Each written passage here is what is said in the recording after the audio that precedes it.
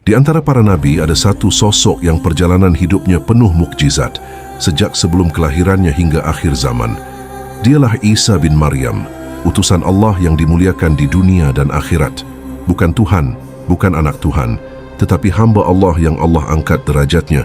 Quran Surat Maryam dan Quran Surat Ali Imran. Kisah Nabi Isa alaihi salam dimulai jauh sebelum kelahirannya. Maryam, wanita paling suci di dunia, sedang beribadah sendirian ketika malaikat Jibril datang membawa kabar. Sesungguhnya Allah memberi kabar gembira kepadamu tentang seorang anak bernama Isa, seorang nabi yang mulia. Quran Surat Ali Imran ayat 45.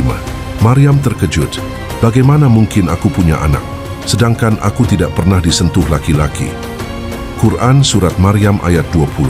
Jibril menjawab, begitulah Allah, apabila dia berkehendak sesuatu, dia hanya berkata, jadilah. Quran Surat Maryam ayat 21. Maka Maryam mengandung tanpa suami. Sebuah mukjizat, bukan sesuatu yang hina. Dia melahirkan Isa di bawah pohon kurma, ditemani pertolongan malaikat. Ketika Maryam kembali kepada kaumnya sambil menggendong bayi, mereka menuduhnya melakukan dosa besar. Namun Isa yang masih bayi berbicara dari buayan, sesungguhnya aku ini hamba Allah. Dia memberiku kitab dan menjadikanku nabi. Quran Surat Maryam ayat 30. Itu adalah mukjizat pertama Nabi Isa alaihissalam yang disepakati oleh seluruh ulama. Dengan izin Allah, Nabi Isa diberikan mukjizat-mukjizat luar biasa, menyembuhkan orang buta dari lahir dan penyakit kusta. Aku menyembuhkan orang yang buta sejak lahir dan penderita kusta dengan izin Allah. Quran Surat Ali Imran ayat 49. Menghidupkan orang mati, dan aku menghidupkan orang mati dengan izin Allah. Quran Surat Ali Imran ayat 49. Membentuk burung dari tanah lalu meniupkannya hingga hidup. Quran Surat Al-Maidah ayat 110. Mengetahui apa yang dimakan dan disimpan manusia. Quran Surat Ali Imran ayat 49. Turunnya hidangan dari langit. Kaum Hawariyin meminta makanan langsung dari langit. Allah menurunkannya, tetapi mengancam keras bagi yang mengingkari. Quran Surat Al-Maidah ayat 112 dan 115. Semua ini adalah mukjizat nyata, disepakati oleh ulama tafsir dan hadits. Al-Quran membantah keyakinan bahwa Nabi Isa mati disalib. Mereka tidak membunuhnya dan tidak menyalibnya, tetapi diserupakan bagi mereka. Quran Surat An-Nisa ayat 157. Allah mengangkat Nabi Isa ke langit, hidup, utuh dan mulia.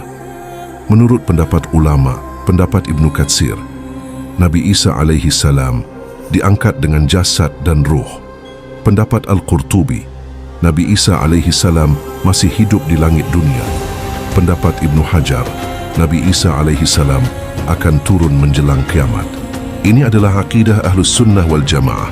Berdasarkan hadits-hadits sahih, Rasulullah SAW bersabda, dalam hadits sahih Bukhari dan Muslim, Isa bin Maryam akan turun di akhir zaman sebagai pemimpin yang adil.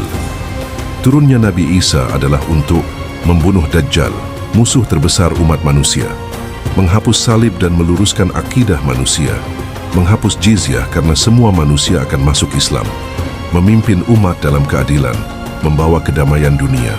Dalam hadits sahih Muslim, disebutkan bahwa Nabi Isa turun di Menara Putih, Damaskus, memakai 2 kain berwarna kunyit, rambutnya meneteskan air seperti baru disiram. Dalam perang akhir zaman, Isa memburu Dajjal hingga ke gerbang Lud di Palestina. Ketika Dajjal melihat Isa, ia meleleh seperti garam terkena air. Isa pun membunuhnya, menandai berakhirnya fitnah terbesar manusia. Hadits Muslim, Ahmad dan Ibnu Majah. Setelah Dajjal hancur, dunia dipimpin Nabi Isa dalam kedamaian. Tidak ada permusuhan, tidak ada peperangan, tidak ada iri dan kebencian. Tanah menjadi subur, hewan-hewan liar menjadi jinak, harta melimpah hingga tak ada lagi fakir miskin. Isa akan hidup selama beberapa tahun. Riwayat terbanyak mengatakan 40 tahun, kemudian wafat dan dimakamkan di bumi. Nabi Isa bukan Tuhan, bukan anak Tuhan.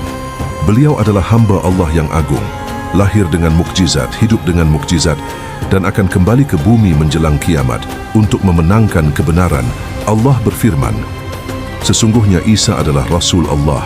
Katanya, yang disampaikan kepada Maryam dan ruh darinya. Quran Surat An-Nisa ayat 171. Beliau adalah Nabi yang diberkati, penegak tauhid dan cahaya yang membawa manusia kembali kepada Allah.